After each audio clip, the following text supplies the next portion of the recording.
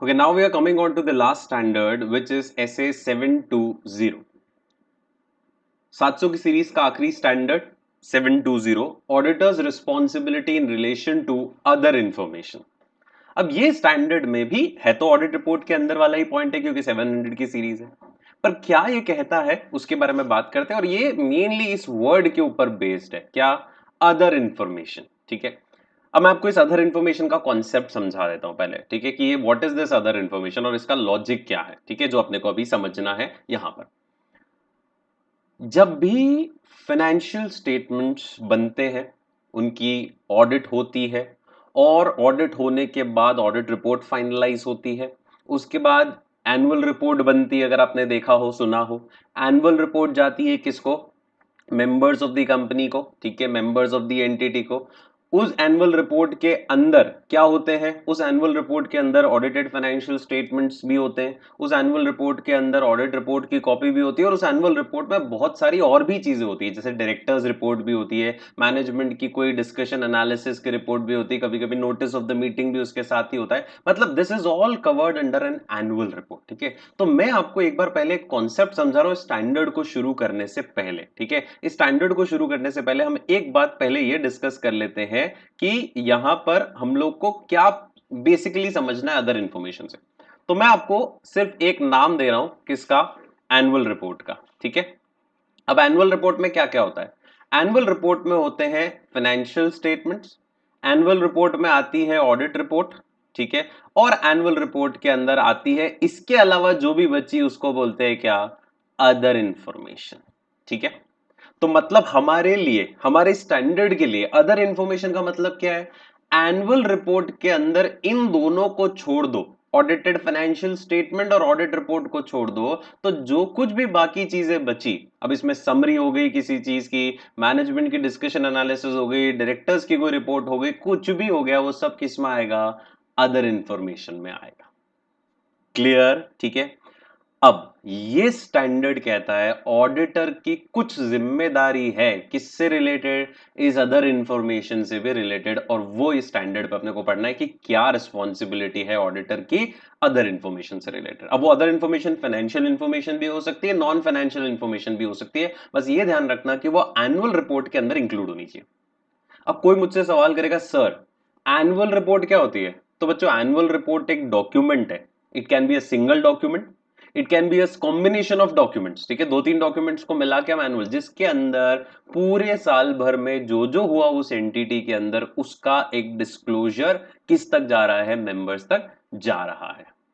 तो that is annual report. Okay, तो ये स्टैंडर्ड में सबसे पहला, इसमें तो हेडिंग भी प्रॉपरली दे रखी है, सबसे पहला मैंने दिया स्कोप आपको, कि स्टैंडर्ड कहां अप्लाई होता है, कैसे अप्लाई होता है और उसमें क्या करना होता है। ठीक है, तो दिस ऐसे, पहले मैं आपको एक लैंग्वेज समझा रहा हूं जो मैंने अभी आपको पीछे बताया चार्ट के अंदर, वापस उसी को बता रहा हूं। This SA deals with auditor's responsibility relating to other information. Now that other information can be financial also, that other information can be non-financial also।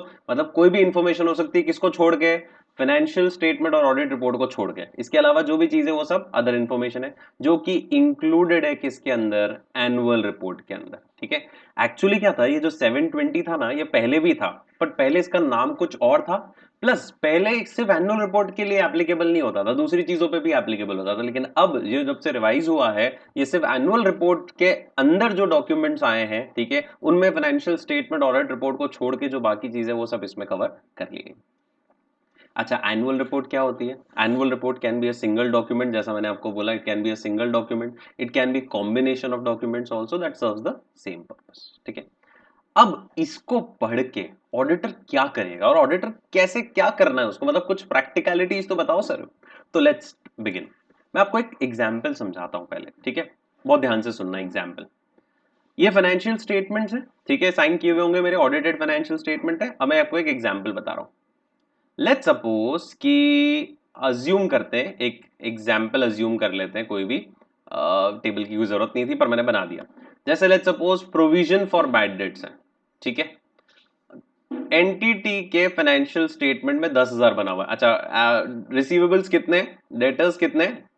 Debtors है 1 लाख रुपए के, अजम्पशन है, अज्यूम्ड फिगर्स है, डेटर्स 1 लाख रुपए के, और प्रोविजन जो बना रखा है वो कितना बना रखा है? 10,000 रुपए का बना रखा है, मतलब 10% प्रोविजन बना रखा है एंटिटी ने, और ऑडिटर ने चेकिंग करी होगी और ऑडिटर ने इस पे अपने साइन कर दिए और ऑडिट रिपोर्ट जो दे दी है वो अनक्वालिफाइड दे दी है, ठीक है। और ये अमाउंट मटेरियल मान रहे हैं अपन, है ना, छोटा मोटा नहीं, मटेरियल अमाउंट है, ठीक है। तो मतलब ऑडिटर के हिसाब से दिस अमाउंट इज सही, करेक्ट, मतलब पीएफबीडी जो 10% बनाया उसमें कोई दिक्कत नहीं है और ऑडिटर ने भी साइन किया और अनक्वालिफाइड दे दी। इधर जो एनुअल रिपोर्ट छप रही है उसमें एक मैनेजमेंट का फ्यूचर एक्सपेक्टेशन का डिस्कशन होता है। मैनेजमेंट की एक डिस्कशन और एनालिसिस की रिपोर्ट होती है, ठीक है। उनको साल भर का जो भी डिस्कशंस करने हैं, जैसे फ्यूचर प्रोजेक्शंस क्या रहेंगे उस पर भी डिस्कस करके एनालाइज करके उनको रिपोर्ट करना होता है, ठीक है। तो उस मैनेजमेंट डिस्कशन और एनालिसिस रिपोर्ट के अंदर ये लिखा हुआ है मैनेजमेंट द्वारा कि नेक्स्ट ईयर हमें लिक्विडिटी की थोड़ी प्रॉब्लम हो सकती है, लिक्विडिटी इश्यूज आ सकते हैं, उन्होंने लिखा। और उसका रीजन उन्होंने लिखा कि हमें लगता है कि हमारे 70% डेटर्स जो है वो पैसा नहीं देंगे, ठीक है, दे मे बी बैड डेट्स होने के चांसेस है। ऐसा उन्होंने किस में लिखा है, उसी एनुअल रिपोर्ट के अंदर जो मैनेजमेंट डिस्कशन एनालिसिस की रिपोर्ट है उसके अंदर उन्होंने ये लिखा हुआ है ऐसा। अब मेरी बात को ध्यान से सुनना, ये गई एनुअल रिपोर्ट किसके पास, ये गई एनुअल रिपोर्ट मेंबर्स के पास, उसमें ये दोनों चीजें भी है और ये सब चीजें भी है दूसरी भी।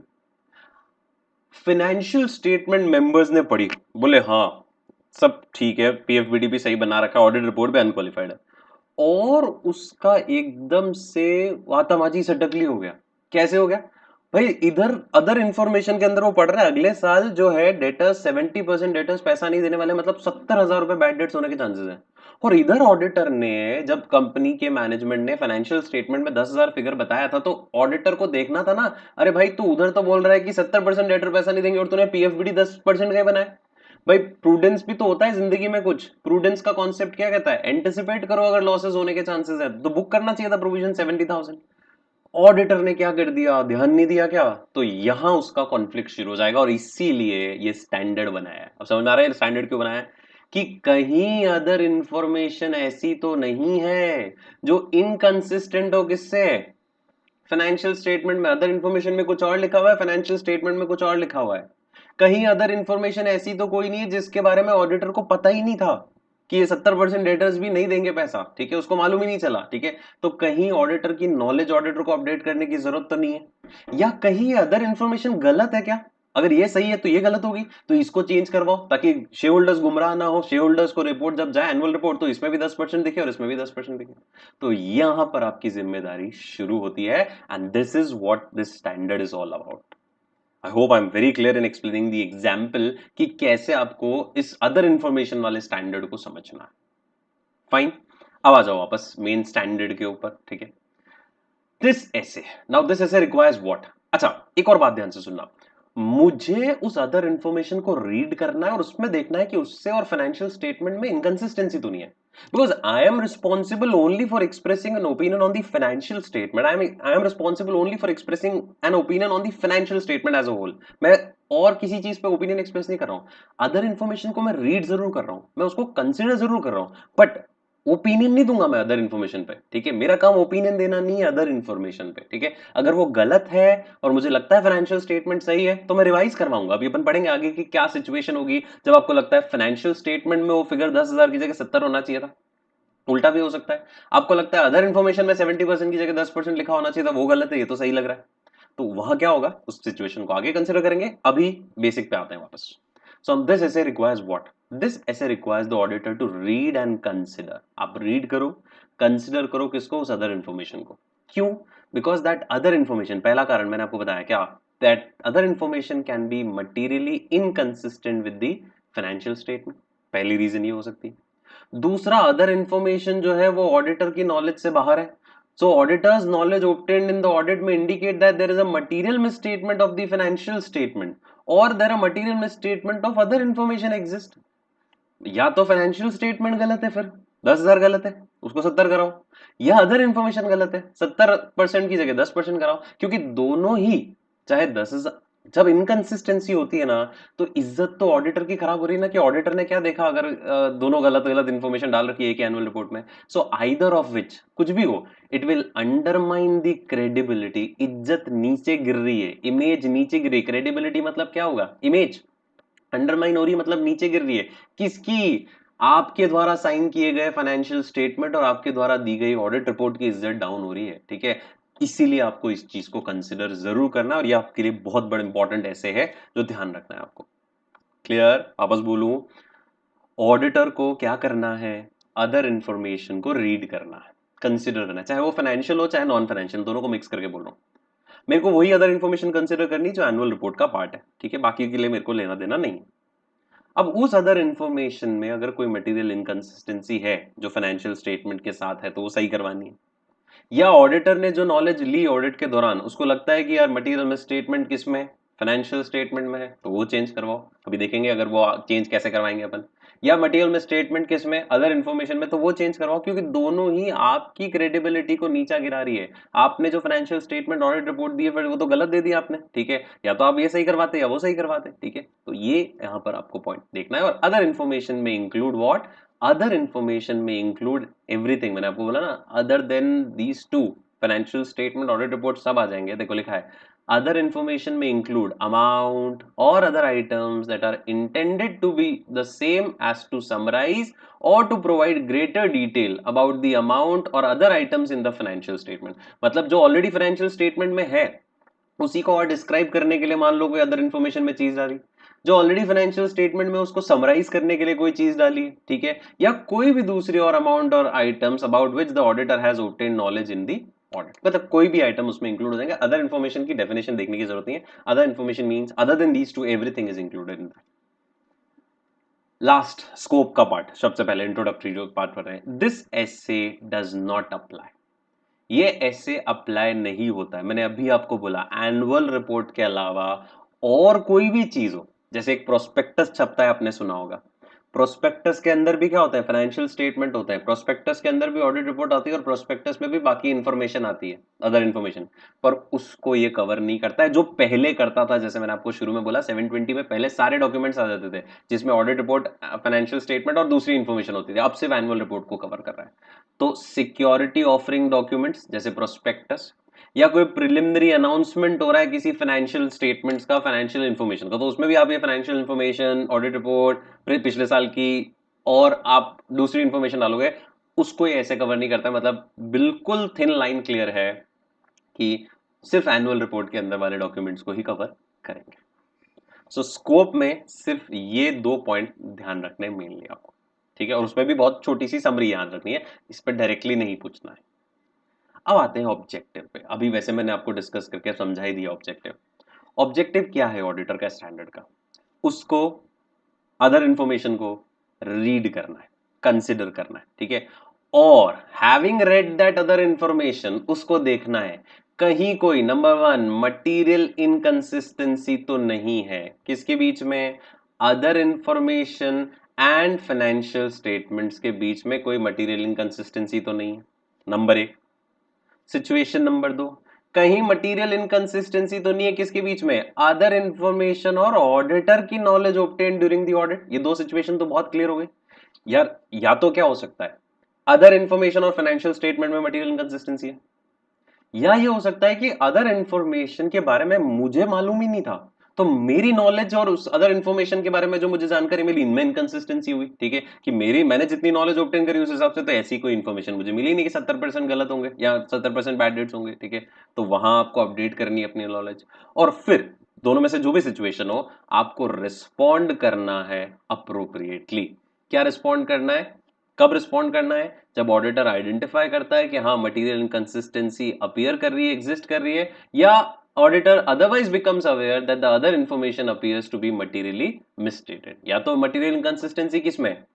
बुक्स ऑफ अकाउंट्स में, या अदर इंफॉर्मेशन में इनकंसिस्टेंसी, तो आपको उसके अकॉर्डिंगली रिस्पॉन्ड करना है और फिर आपको रिपोर्ट करना है इस अकॉर्डेंस विद दिस। ऐसे वो अपन आगे बढ़ेंगे कैसे रिपोर्टिंग होगी इसकी। तो बहुत सिंपल पॉइंट है, बहुत सिंपल। मतलब आपको अब मेरे हिसाब से बिल्कुल क्लियर होने लग गया स्टैंडर्ड। अब तो सिर्फ इसके प्रोसीजरल पार्ट को डिस्कस करना है। क्या हुआ? अदर इंफॉर्मेशन में आपको रीड किया, आपने कंसिडर किया, कहीं वो फाइनेंशियल स्टेटमेंट से इनकंसिस्टेंट तो नहीं है, कहीं वो ऑडिटर की नॉलेज से इनकंसिस्टेंट तो नहीं है। और अगर है कोई भी सिचुएशन हो तो आपको रिस्पॉन्ड करना है अप्रोप्रिएटली। आपको लगता है मटेरियल में स्टेटमेंट है फाइनेंशियल स्टेटमेंट में, उसको सही करवाओ। आपको लगता है कि अदर इंफॉर्मेशन गलत है तो उसको सही करवाओ, ठीक है। और देन रिपोर्ट कर दो इन अकॉर्डेंस विद दिस ऐसे। फाइन, आगे देखो।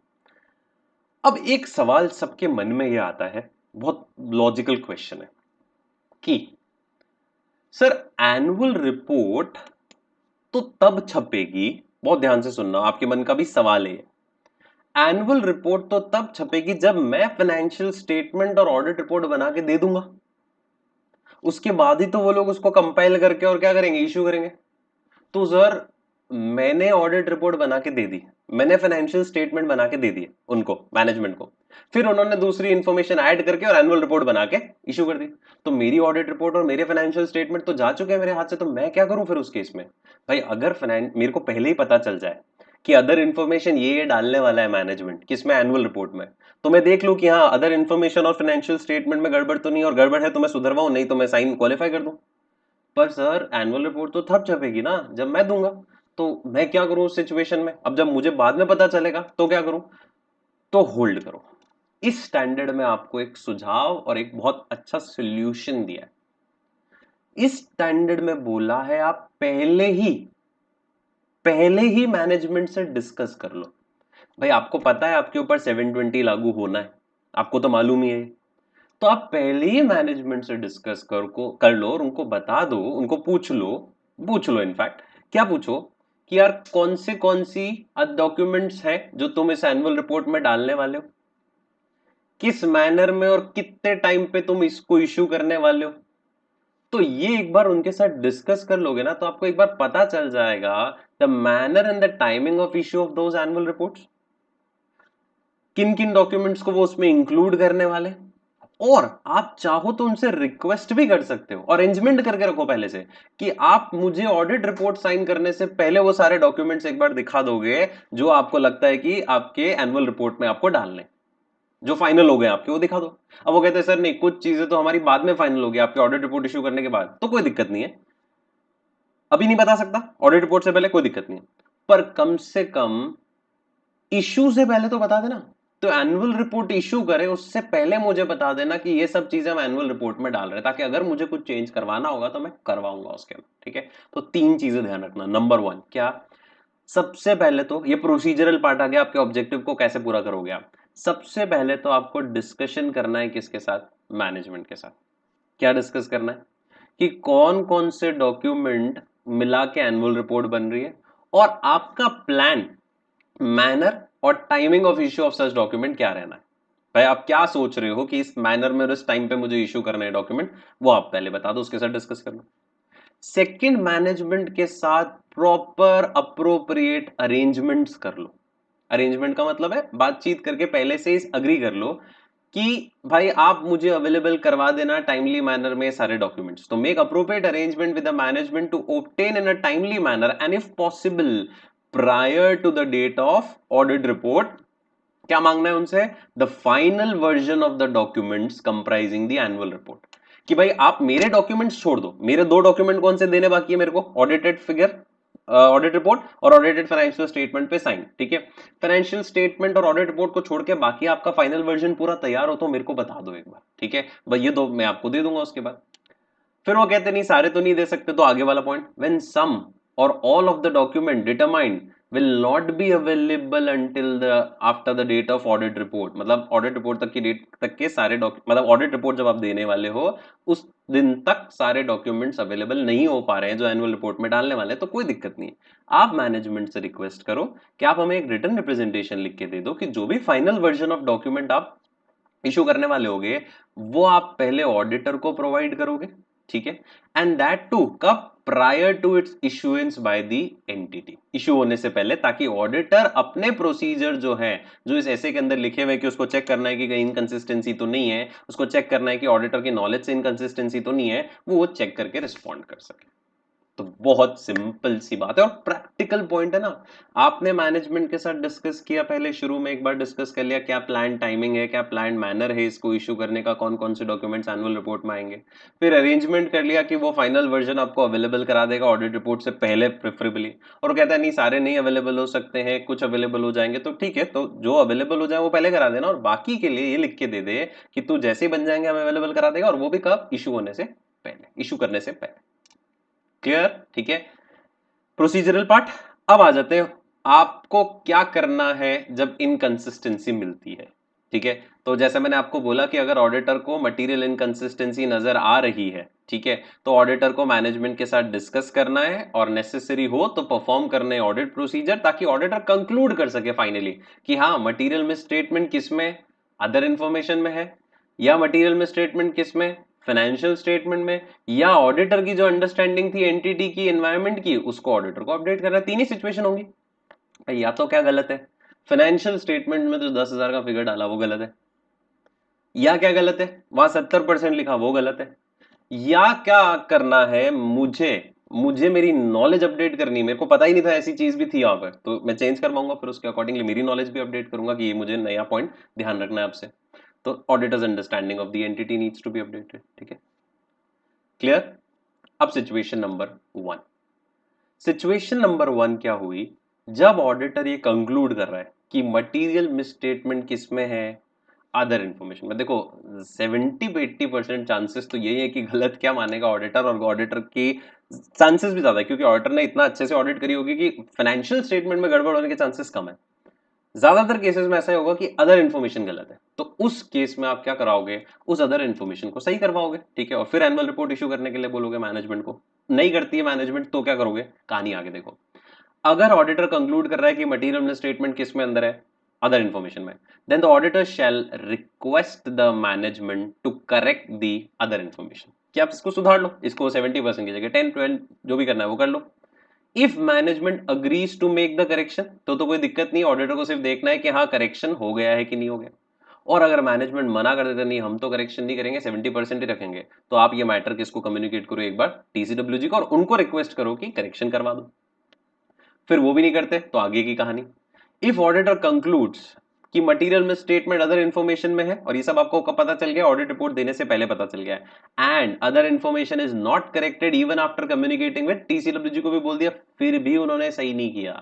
अब मेरी बात सुनना, अदर इंफॉर्मेशन की गड़बड़ है, फाइनेंशियल स्टेटमेंट सब सही है, हाँ, तो फाइनेंशियल स्टेटमेंट जब सही है तो ऑडिट रिपोर्ट या ओपिनियन तो सही आनी है, उसमें कोई मॉडिफिकेशन नहीं होना है, ठीक है। तो ऑडिटर फिर अप्रोप्रिएट एक्शन लेगा, और एक्शन क्या होगा मैं आपको बताता हूं। एक तो इसका इंप्लीकेशन देखेगा कि ये जो अदर इंफॉर्मेशन में 70% लिखा हुआ है, इसका इंप्लीकेशन मेरी ऑडिट रिपोर्ट पे कुछ आ रहा है।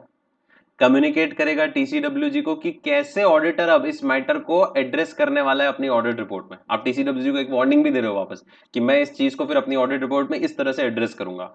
और अगर आपको लगता है बहुत सीरियस रोका जा रहा है आपको और ये तो बहुत क्लियर गड़बड़ दिख रही है, आप विड्रॉ भी कर सकते हो, और withdraw from the engagement where withdrawal is possible under law and regulation. ये तो हमेशा ही अपन पढ़ते हैं कि जहां विड्रॉल पॉसिबल होता है वहां विड्रॉ भी किया जा सकता है। पर एक चीज वापस बोल रहा हूं मैं आपको, आप ओपिनियन मॉडिफाई नहीं कर रहे हो, ध्यान रखना। आप उस मैटर को बताओगे अपनी ऑडिट रिपोर्ट के अंदर, उस मैटर को आप एम्फेसाइज भी कर सकते हो अपनी ऑडिट रिपोर्ट के अंदर, ठीक है, बट उस केसेस पे जनरली ओपिनियन मॉडिफाई नहीं होगी, क्योंकि financial statement in your point of view, in your opinion is true and fair, ठीक है। तो ये समझ में आया, बहुत सिंपल सिचुएशन। नंबर 1 मैंने किसको बताया, मैनेजमेंट को, उन्होंने करेक्शन कर लिया, मैं देख लूंगा अगर करेक्शन हो गया। नहीं करते मैं टीसीडब्ल्यूजी को इन्फॉर्म करूंगा, टीसीडब्ल्यूजी को इन्फॉर्म किया, फिर भी नहीं किया, और अभी तक ऑडिट रिपोर्ट नहीं इशू हुई, ध्यान रखना ये पहले वाला सीन है कि ऑडिट रिपोर्ट से पहले आपको पता चल गया कि अदर इन्फॉर्मेशन में गड़बड़ है। तो उस केस में मैंने टीसीडब्ल्यूजी को कम्युनिकेट किया, टीसीडब्ल्यूजी ने भी नहीं सुना, तो मैं उसका इंप्लीकेशन देखूंगा अपनी ऑडिट रिपोर्ट पे, और मैं टीसीडब्ल्यूजी को ये बता दूंगा कि मैं इस तरह से इस मिसस्टेटमेंट को अपने रिपोर्ट में बताने वाला हूं, और विड्रॉ भी कर सकता हूं, ये ऑप्शन।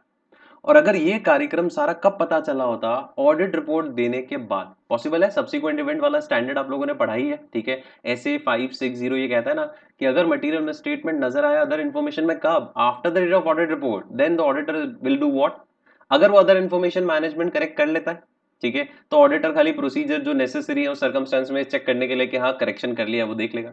और अगर अदर इन्फॉर्मेशन करेक्ट नहीं करता है, वही टीसीडब्ल्यू को कम्युनिकेट करने के बाद भी, then the auditor take appropriate action. एंड क्या कर सकता है ऑडिटर उस केस में, ऑडिटर को अपनी लीगल राइट्स और ऑब्लिगेशंस चेक करनी है कि क्या वो ये अनकरेक्टेड जो मिसस्टेटमेंट है कैसे वो यूजर्स की अटेंशन में ला सकता है, जिनको उसने ऑलरेडी ऑडिट रिपोर्ट इशू कर दी है।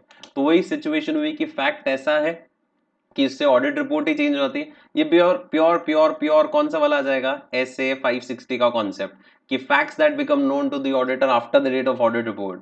तो फिर और वो फैक्ट ऐसा है कि उससे ऑडिट रिपोर्ट में कुछ चेंज हो जाता तो आपको वापस रिवाइज करके रिपोर्ट रिवाइज करके और शेयर होल्डर्स तक मेंबर्स तक पहुंचानी है कि ये मैटर में एम्फसाइज करना रह गया था, ये बाद में नजर आया। ठीक है, तो यहाँ तो 560 का फंडा लग जाएगा। तो ये तो हुई सिचुएशन नंबर 1 जब गलत क्या है, अदर इन्फॉर्मेशन। तो उसमें भी 2 देख लिए, कब पता चला आपको other information misstatement, prior to date of audit report, एक में after the date of audit report. अब सेकंड सिचुएशन क्या है, रिपोर्टिंग जब मटेरियल में स्टेटमेंट किस में है, या तो फाइनेंशियल स्टेटमेंट में गड़बड़ है, या थर्ड सिचुएशन कौन सी थी कि ऑडिटर को अपनी अंडरस्टैंडिंग ऑफ द एंटिटी और एनवायरनमेंट अपडेट करना है। तो ये जिम्मेदारी तो देखो ऑडिटर की है चेंज करवाना। ठीक है, तो if as a result of performing the procedure auditor conclude करता है कि material misstatement financial statement में एग्जिस्ट कर रहा है, या ऑडिटर की अंडरस्टैंडिंग उसको अपडेट करनी है, तो auditor shell respond appropriately in accordance with other ऐसे। तब जैसे मान लो अंडरस्टैंडिंग अपडेट करनी है तो ऐसे 315 के हिसाब से और अपडेट करो। आपको लगता है मटेरियल में स्टेटमेंट है फाइनेंशियल स्टेटमेंट्स के अंदर, तो उसको सुधरवाओ, मैनेजमेंट को कम्युनिकेट करके। वो नहीं सुनते हैं, सुधरते नहीं है, वो लोग अमेंड नहीं करते हैं, तो आप मॉडिफाइड ओपिनियन दे सकते हो उस केस में। ठीक है, तो ये तो बहुत सिंपल सी जिम्मेदारी है कि बुक्स में गड़बड़ है तो बुक्स में तो सुधरवाना ही पड़ेगा आपको, नहीं सुधारते तो मॉडिफाइड ओपिनियन दे दो। आपकी अंडरस्टैंडिंग आपको अपडेट करनी, तो उसके लिए आप ऐसे 315 देखो कि इतनी अंडरस्टैंडिंग और लूं मैं, किसकी अंडरस्टैंडिंग और लूं मैं। Clear. And last coming on to the reporting part. अभी तक का सब समझ में आया ना, वापस देख लो क्या होती है अदर इंफॉर्मेशन, ये 2 पैराग्राफ। ऑब्जेक्टिव क्या है, ये देखना है कि इनकंसिस्टेंसी तो नहीं है अदर इंफॉर्मेशन और फाइनेंशियल स्टेटमेंट में या ऑडिटर की नॉलेज में, और उसके अकॉर्डिंगली रिस्पॉन्ड करना है। कैसे करूंगा मैं, ये 3 पॉइंट बहुत इंपॉर्टेंट है। ठीक है, कि मैनेजमेंट के साथ डिस्कस कर लो, अरेंजमेंट कर लो, पहले ही मिल जाए, और नहीं मिल रहा है तो उससे WR लिखवा के ले लो कि तू मेरे को दे देगा, वो भी कब, ऑडिट रिपोर्ट से पहले, जनरली ऑडिट रिपोर्ट से पहले दे देगा।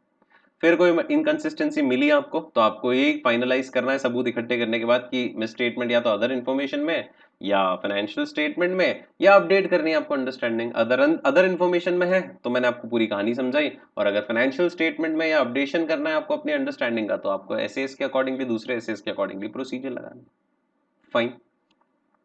अब आते हैं रिपोर्टिंग के ऊपर। रिपोर्टिंग में इतना कोई दम नहीं है। ठीक है, देखो ऑडिट रिपोर्ट के अंदर एक सेपरेट सेक्शन आपको डालना है विद हेडिंग अदर इंफॉर्मेशन, या अदर कोई भी और रिपोर्टिंग अप्रोप्रिएट हेडिंग आप यूज कर सकते हो, जैसे अदर रिपोर्टिंग रिस्पॉन्सिबिलिटी कर दिया।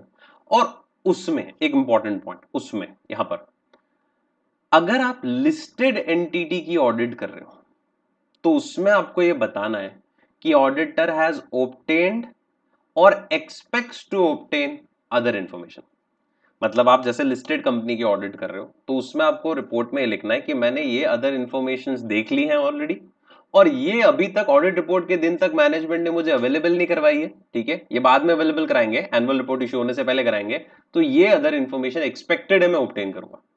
जबकि अगर आप अनलिस्टेड एंटिटी की ऑडिट कर रहे हो अदर देन लिस्टेड एंटिटी की, तो वहां पर सिर्फ आपको क्या लिखनी है, जो आपने अभी तक ऑब्टेन कर लिए सम और all of the other information, सिर्फ वही लिखना है। एक्सपेक्ट्स टू ऑब्टेन का वहां पर क्लैरिफिकेशन नहीं देना है। लिस्टेड में डिस्क्लोजर ज्यादा चाहिए, क्लैरिटी ज्यादा चाहिए, तो वहां पर एक्सपेक्टेड टू ऑब्टेन वाली भी अदर इंफॉर्मेशन लिखनी है।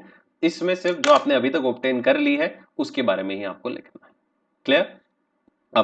अब ये लंबी सी कहानी एक दे रखी है कि जब आप ऑडिट रिपोर्ट बनाओगे और उसमें अदर इन्फॉर्मेशन का पैराग्राफ डालोगे तो उसमें क्या क्या आएगा। उसमें बहुत सारी चीजें मैं शॉर्ट में बता रहा हूँ, सबसे पहले याद नहीं करना है। उसमें एक सबसे पहले स्टेटमेंट आ जाएगा कि ये इस अदर इन्फॉर्मेशन के लिए हम जिम्मेदार नहीं है। अदर इन्फॉर्मेशन के लिए सिर्फ कौन जिम्मेदार है, मैनेजमेंट। ठीक है, दूसरा, हमने अदर इन्फॉर्मेशन को आइडेंटिफाई किया, ठीक है, prior to the date of audit report. फिर लिस्टेड एंटिटीज के अंदर में वो लिखना पड़ेगा, एक्सपेक्टेड टू ऑब्टेन भी है कुछ, है ना, वो आने वाली है। फिर एक स्टेटमेंट साफ साफ डालोगे आपकी ऑडिटर की ओपिनियन अदर इंफॉर्मेशन के ऊपर नहीं है।